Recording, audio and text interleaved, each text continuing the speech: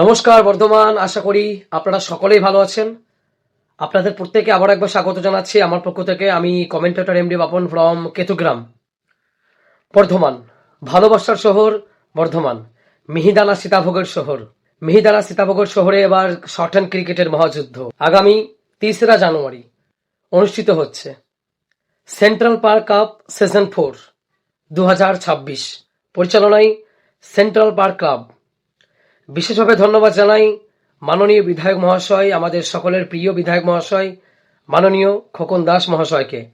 তারই সঙ্গে ধন্যবাদ জানাই সেন্ট্রাল পার্ক ক্লাবের সভাপতি মহাশয় মাননীয় শ্যামল রায় মহাশয়।